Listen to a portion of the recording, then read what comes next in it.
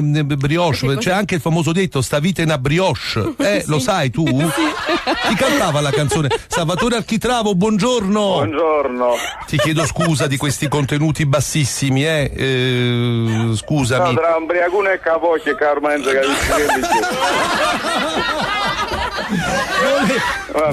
Volevo chiederti qual è quella canzone che io la conosco nella versione di Mario Merola, però è una canzone antica, che a un certo punto lui Mbriac comincia a parlare.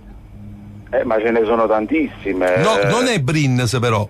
Perché in Brindisi non sta Mbriaco chi la c'è una, io non me ne lamento mai sta canzone, è pure bellissima, e cui gli dice stasera ma sbaglio pure in un re da sceneggiata. No, è una canzone antica, che dice, mamma mia come già famo, scordo sempre il titolo.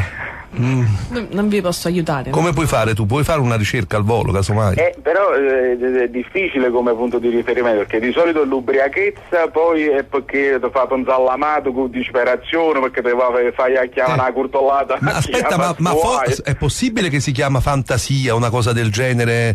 Stasera non è guapparia. Risolviamo questo problema che Gianni, se no non termina il programma. Voglio metterla come sottofondo quando parliamo col sommelier dei vini.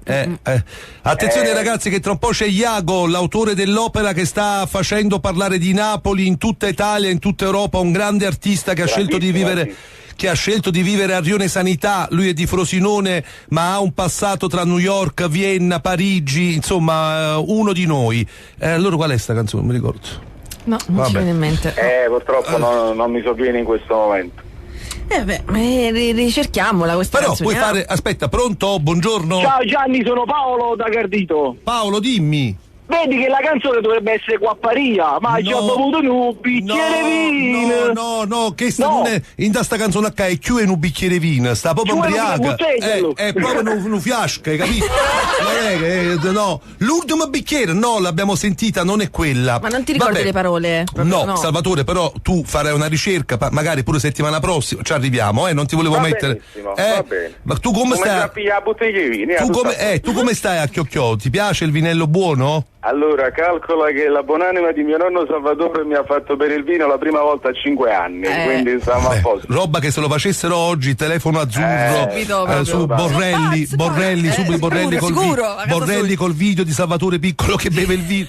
Va bene, grazie Salvatore Architravo. Poi gli può dire pure Agnost, brava, Agnost, giusto. Aspetta che forse arriva un'altra telefonata. Pronto, buongiorno. Gianni, Totonne Quagliarella si chiama la canzone.